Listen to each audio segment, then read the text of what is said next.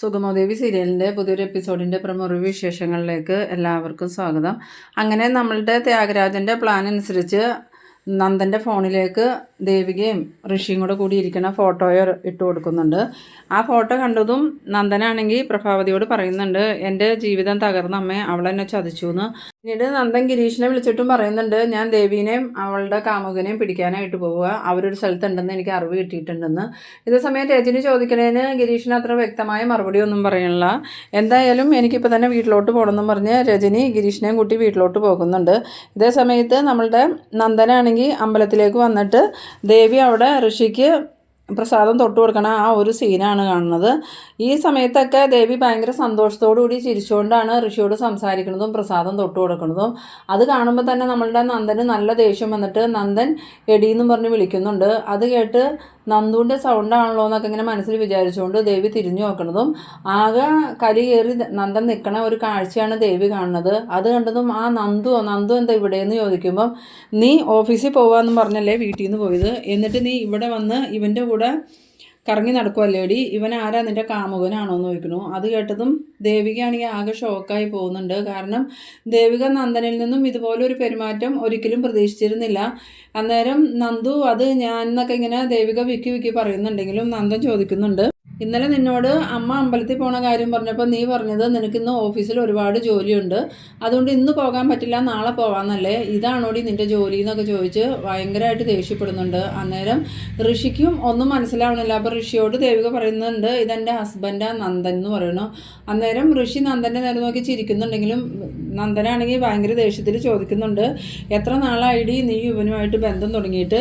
കുറേ നാളായി ഞാൻ നിന്നെ ശ്രദ്ധിക്കുന്നു, നീ എന്നിൽ നിന്ന് ഒരുപാട് കാര്യങ്ങൾ മറക്കുന്നുണ്ട്, അതുപോലെ എന്നെ കാണാതെ ഫോൺ ചെയ്യലും ഒരുപാട് കാര്യങ്ങളൊക്കെ ചെയ്യുന്നുണ്ട്. ഇന്ന് തന്നെ നീ ഓഫീസിലേക്കാന്ന് പറഞ്ഞ് നേരെ പോകുന്നത് അമ്പലത്തിലേക്കല്ലേ, അതുകൊണ്ട് നീ എന്നെ ചതിക്കാറുന്നില്ലേടി എന്നൊക്കെ പറഞ്ഞ് ദേഷ്യപ്പെടുന്ന സമയത്ത് ദേവികയ്ക്കാണെങ്കിൽ എന്ത് ചെയ്യണമെന്ന് പോലും അറിയില്ല. അതേസമയം നമ്മളുടെ അരുന്ധതി അങ്ങോട്ട് വരുന്നുണ്ട്. അരുന്ധതിയെ കണ്ടതും നന്ദൻ പിന്നെ ഞാൻ പോവുക, നീ നിൻ്റെ ഇഷ്ടത്തിന് ജീവിച്ചോ എന്നൊക്കെ പറഞ്ഞ് ദേഷ്യപ്പെട്ടുകൊണ്ട് അങ്ങോട്ട് പോകുന്നുണ്ട്. പിന്നീട് കാണിക്കുന്നത് നമ്മളുടെ പ്രഭാവതിനെയും രജനീനെയാണ്.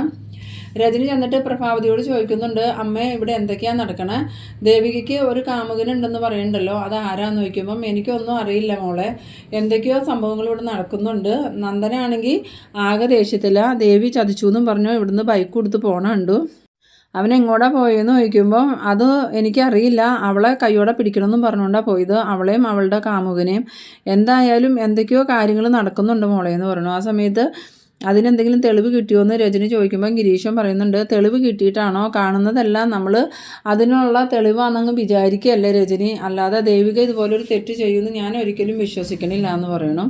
അന്നേരം രജനി പറയുന്നുണ്ട്, ഒരു തെറ്റും ചെയ്യാഞ്ഞിട്ടാണോ നന്ദൻ്റെ ഫോണിലോട്ട് തെളിവുകൾ വന്നത്, അതുമാത്രമല്ല ഇന്നലെ നന്ദനോടും ദേവിയോടും നമ്മളെല്ലാവരും ചോദിച്ചതല്ലേ എന്തെങ്കിലും പ്രശ്നമുണ്ടോയെന്ന്, അപ്പോൾ അവരൊന്നും ഇല്ല എന്നല്ലേ പറഞ്ഞ്, അപ്പോൾ ഇത്രയും വലിയൊരു പ്രശ്നം നടന്നിട്ട് അവർ നമ്മളിൽ നിന്ന് മറച്ചു വയ്ക്കുമായിരുന്നല്ലോ എന്ന് പറയുന്നു. ആ സമയത്ത് പ്രഭാവതി പറയുന്നുണ്ട്, എന്തായാലും ഇന്ന് രാവിലെ അവൻ ഭയങ്കര വിഷമത്തിലായിരുന്നു, അപ്പോൾ ഞാൻ ചോദിച്ചപ്പോഴും അവൻ എന്നോട് കാര്യങ്ങൾ പറഞ്ഞത്. അതുകൂടാതെ അവൻ്റെ ഫോണിലോട്ട് ആരോ ദേവിയുടെ കൂടെയുള്ള ഒരു പയ്യൻ്റെയും ഫോട്ടോ ഇട്ട് കൊടുത്തിട്ടുണ്ട്. അവർ സന്തോഷമായിട്ട് ചിരിച്ച് കളിച്ച് നടക്കണ ആ ഒരു ഫോട്ടോ തന്നെയാണ് അവൻ്റെ ഫോണിലേക്ക് ഇട്ട് കൊടുത്തിരിക്കുന്നത്. അതിൽ ഒരു സത്യമില്ലാന്ന് എനിക്ക് തോന്നണില്ല. കാരണം ഇതുപോലെ ഒരാളെ നമുക്ക് ഇതിനു മുമ്പ് കണ്ടു പരിചയമില്ല. അപ്പോൾ പിന്നെ ഇത് ശരിക്കും ദേവിയുടെ കാമുകൻ തന്നെയായിരിക്കും എന്ന് പ്രഭാവതിയും പറയുന്നുണ്ട്. അങ്ങനെ അവർ സംസാരിച്ച് നിൽക്കുന്ന സമയത്ത് അങ്ങോട്ടേക്ക് നന്ദൻ വരുന്നുണ്ട്. നന്ദനോട് രജനി വന്നിട്ട് എന്താ നന്ദ കാര്യം എന്ന് ചോദിക്കുമ്പം, എൻ്റെ ജീവിതം തകർന്ന് ചേച്ചി, നന്ദന് ഇനി ഒരു ജീവിതവും ഇല്ല എന്ന് പറയുന്നു. അത് കേട്ടതും പ്രഭാവതിയും രജനിക്കൊക്കെ ആകെ ഒരു വിഷമാവുന്നുണ്ട്. എന്നിട്ട് സത്യത്തിൽ എന്താ സംഭവിച്ചതെന്ന് പറയാമെന്ന് പറയുമ്പം, ഞാൻ ചെല്ലണ സമയത്ത് അമ്പലത്തിൽ അവനക്ക് സന്തോഷത്തോടു കൂടി പ്രസാദം തൊട്ട് കൊടുത്തുകൊണ്ടിരിക്കുമായിരുന്നു ചേച്ചി. എന്നെ കണ്ടപ്പോൾ അവളുടെ മുഖമൊക്കെ അങ്ങോട്ട് മാറി. ഇന്നലെ അമ്മ അവളോട് അമ്പലത്തിൽ പോണ കാര്യം പറഞ്ഞപ്പം അവൾ പറഞ്ഞത് അവൾക്ക് ഇന്ന് ഓഫീസിൽ ഒരുപാട് ജോലി തിരക്കുണ്ടെന്നാ. എന്നിട്ട് ഇന്നിപ്പോൾ അവൾ ഓഫീസിലേക്കൊന്നും അല്ല പോയേക്കണേ, അവൾ അമ്പലത്തിലേക്കാണ് പോയേക്കണേ, കൂടെ അവളുടെ കാമുകനും ഉണ്ട്. അത് കേട്ടതും രജനി പറയുന്നുണ്ട്, അത് ശരിയാ, ഇന്നലെ അമ്മ പറഞ്ഞപ്പം അവൾക്ക് പറ്റില്ല എന്നാ പറഞ്ഞേ, എന്നിട്ടിപ്പോൾ അവൾ ഓഫീസിൽ പോകാണ്ടിന്ന് അമ്പലത്തിൽ പോയി എന്തിനാ, അപ്പോൾ അതിലെന്തെങ്കിലും സത്യം കാണുമായിരിക്കും ഗിരി എന്ന് പറയണു. ആ സമയത്ത് ഗിരീശൻ പറയുന്നുണ്ട്, ചിലപ്പോൾ ഓഫീസിൽ പോയിട്ട് എന്തെങ്കിലും ഒരു കാര്യത്തിന് അമ്പലത്തിൽ പോയതായിരിക്കും, ദേവിയോട് ചോദിച്ചാലേ സത്യം അറിയുള്ളൂ എന്ന് പറയുമ്പോൾ നന്ദൻ പറയുന്നുണ്ട്, ഇനി ഒരു സത്യം അറിയാനില്ല, ഞാൻ നേരിട്ട് എല്ലാ സത്യങ്ങളും കണ്ട് ബോധ്യപ്പെട്ടതാ, ഇനിയിപ്പോൾ അവളോട് സംസാരിക്കാനും എനിക്ക് താല്പര്യമില്ല എന്ന് പറഞ്ഞു. ഈ സമയത്ത് പ്രഭാവതി എന്ത് ചെയ്യണമെന്ന് അറിയാതെ ആകെ വിഷമത്തിലാണ്. എന്നിട്ട് പ്രഭാവതി പറയുന്നുണ്ട് എന്തായാലും ഞാൻ സിദ്ധുവിനെ വിളിച്ച് ഇപ്പം തന്നെ ഇങ്ങോട്ട് വരാൻ പറയാമെന്ന് പറയുന്നു. അങ്ങനെ പ്രഭാവതി സിദ്ധുവിനെ ഫോൺ വിളിക്കുന്നുണ്ട്. ഈ സമയത്ത് നമ്മളുടെ പാർട്ടി ഓഫീസിലാണെങ്കിൽ മീറ്റിംഗ് നടന്നുകൊണ്ടിരിക്കുകയാണ്. അവരെല്ലാവരും ചേർന്ന് ദേവികയെ തന്നെ സ്ഥാനാർത്ഥിയാക്കാൻ തീരുമാനിച്ചിട്ടുണ്ട്.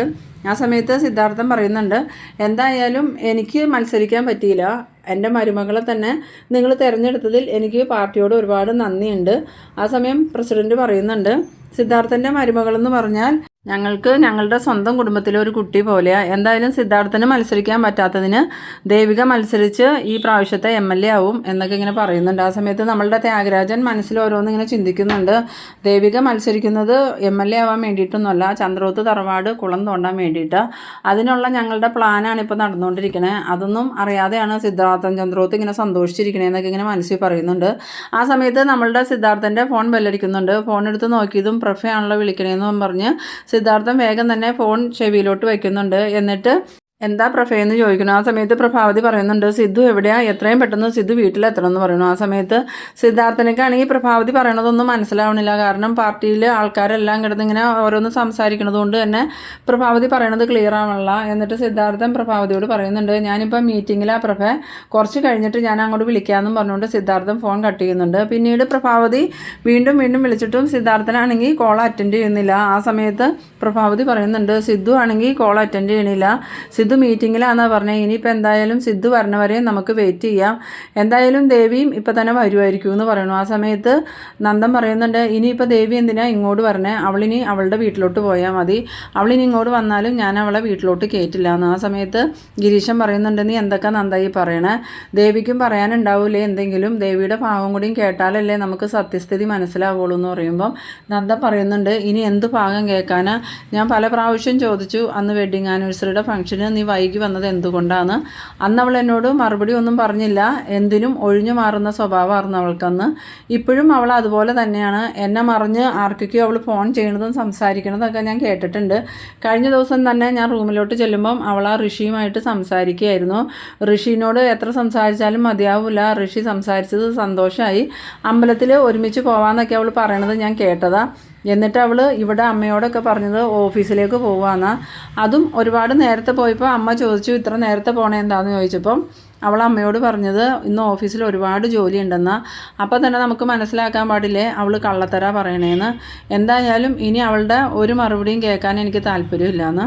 പിന്നീട് കാണിക്കുന്നത് നമ്മളുടെ ദേവികേനെ അരുന്ധതിനെയാണ്. ദേവികയാണെങ്കിൽ നന്ദൻ പോയതിന് ശേഷം എന്ത് ചെയ്യുമെന്ന് അറിയാതെ ഇങ്ങനെ നിൽക്കുമ്പം അരുന്ധതി വന്നിട്ട് എന്താ ദേവിക പ്രശ്നം എന്ന് ചോദിക്കുമ്പം ഒന്നും അറിയില്ല മേഡം, നന്ദു വന്നിട്ട് എന്നോട് കുറേ ദേഷ്യപ്പെട്ടിട്ട് പോയി, ഋഷിയെയും എന്നെയും ഒരുമിച്ച് കണ്ടിട്ട് ഞങ്ങൾ തമ്മിൽ അരുതാത്ത എന്തോ ബന്ധമുണ്ടെന്ന് നന്ദു സംശയിച്ചു എന്ന് പറയുന്നു. ആ സമയത്ത് അരുന്ധതി പറയുന്നുണ്ട് അങ്ങനെ സംശയിച്ചെങ്കിൽ ആ സംശയം നമുക്ക് മാറ്റി കൊടുക്കാം ദേവിക, എന്തായാലും ഒരു അന്യപുരുഷൻ്റെ കൂടെ ദേവിക ഇവിടെ ഇരിക്കണ കണ്ടതും ഏതൊരു ഭർത്താവും സംശയിക്കും, അത് മാത്രമല്ലേ നന്ദുവും ചെയ്തോളൂ എന്ന് പറയുന്നു. ആ സമയത്ത് ദേവിക പറയുന്നുണ്ട് അങ്ങനെയൊന്നും അല്ല, ഞങ്ങൾ അങ്ങനെ ഒരു ഭാര്യയും ഭർത്താവും ആയിരുന്നില്ല, ഞങ്ങൾക്ക് പരസ്പരം നല്ല വിശ്വാസം ഉണ്ടായിരുന്നു, ഇപ്പോൾ ആ വിശ്വാസം നന്ദുവിന് നഷ്ടപ്പെട്ടെങ്കിൽ അത് തിരുത്താൻ എനിക്ക് പറ്റില്ല എന്ന് പറയുന്നു. ആ സമയത്ത് അരുന്ധതി പറയുന്നുണ്ട് എന്തായാലും ചെറിയൊരു സംശയമല്ലേ, അത് ദേവിക പറഞ്ഞൊന്ന് ക്ലിയർ ചെയ്താൽ മതി എന്ന് പറയുമ്പം ദേവിക പറയുന്നുണ്ട് ഇനിയിപ്പോൾ ഞാൻ നിരപരാധിയാന്ന് മയക്ക് കെട്ടി വിളിച്ചു പറഞ്ഞുകൊണ്ട് നടക്കാനൊന്നും എനിക്ക് പറ്റില്ല, വിശ്വസിക്കാൻ പറ്റുമെങ്കിൽ വിശ്വസിക്കട്ടെ, ഇല്ലെങ്കിൽ നന്ദുവിൻ്റെ പണി നോക്കട്ടെ എന്ന് പറയുന്നു. ആ സമയത്ത് അരുന്ധതിക്കും ഭയങ്കര വിഷമമാവുന്നുണ്ട്. കാരണം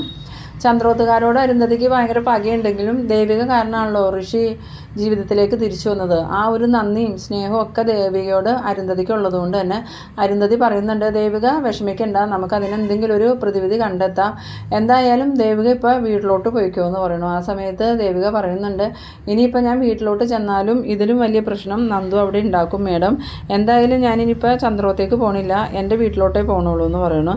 അന്നേരം അരുന്ധതി പറയുന്നുണ്ട് അത് വേണ്ട ദേവിക, ഇനിയിപ്പോൾ ചന്ദ്രോത്ത് ചെന്നിട്ട് എന്ത് പ്രശ്നമുണ്ടെങ്കിലും അത് ഫേസ് ചെയ്യാൻ ദേവികയ്ക്ക് പറ്റും, ദേവിക അവരോട് കാര്യങ്ങൾ പറഞ്ഞ് മനസ്സിലാക്കിയാൽ മതി, ഋഷിയുടെ കാര്യം, ഋഷി ഇങ്ങനെ സുഖമില്ലാണ്ടിരുന്ന ആളാന്നൊക്കെ അങ്ങ് പറഞ്ഞാൽ മതി, അപ്പോൾ അവർക്ക് കാര്യങ്ങൾ മനസ്സിലായിക്കോളും, ഇനിയിപ്പോൾ അവരതൊന്നും വിശ്വസിച്ചില്ലെങ്കിൽ ഞാൻ വന്ന് ദേവികയ്ക്ക് വേണ്ടി സംസാരിക്കാമെന്ന് പറയുന്നു. പിന്നീട് കാണിക്കുന്നത് നമ്മളുടെ ത്യാഗരാജനെയാണ്. ത്യാഗരാജൻ ഈ നന്ദൻ വന്ന് പ്രശ്നം ഉണ്ടാക്കുന്നതൊക്കെ അറിഞ്ഞിട്ടുണ്ട്. ത്യാഗരാജന് ഫോട്ടോ അയച്ചു കൊടുത്ത ആ ഒരു പയ്യൻ തന്നെ ത്യാഗരാജനെ വിളിച്ചിട്ട് പറയുന്നുണ്ട് അയാൾ ഇവിടെ വന്ന് ഭയങ്കരമായിട്ട് പ്രശ്നം ഉണ്ടാക്കിയിട്ട് പോയിട്ടുണ്ട്. എന്തായാലും ഇനിയിപ്പോൾ ആ പ്രശ്നം പെട്ടെന്നൊന്നും തീരില്ല സാറേ എന്ന് പറയുമ്പം എനിക്കും അത് തന്നെയാണ് വേണ്ടത്. അവരുടെ കുടുംബം തകർന്ന് നാമാവശേഷമാവണം. അതാണ് എൻ്റെ ആഗ്രഹം. ഇനിയിപ്പോൾ നമ്മളായിട്ടൊന്നും ചെയ്യേണ്ട വരില്ല, ബാക്കി കാര്യങ്ങൾ അവർ തന്നെ ചെയ്തോളൂ എന്നും പറഞ്ഞിങ്ങനെ ത്യാഗരാജൻ ക്രൂരമായി ചിരിച്ചുകൊണ്ട് നിൽക്കുന്നുണ്ട്. ആ ഒരു സീനിലാണ് ഈ എപ്പിസോഡ് അവസാനിക്കുന്നത്. അപ്പോൾ നിങ്ങളെൻ്റെ വീഡിയോ ആദ്യമായിട്ടൊക്കെ കാണുന്നവരാണെങ്കിൽ എൻ്റെ ചാനലൊന്ന് സബ്സ്ക്രൈബ് ചെയ്യാനും ഇഷ്ടമായാൽ ലൈക്ക് ചെയ്യാനും ഷെയർ ചെയ്യാനും മറക്കരുത്. അടുത്തൊരു എപ്പിസോഡുമായി നമുക്ക് വീണ്ടും കാണാം. അതുവരേക്കും ബൈ ബൈ.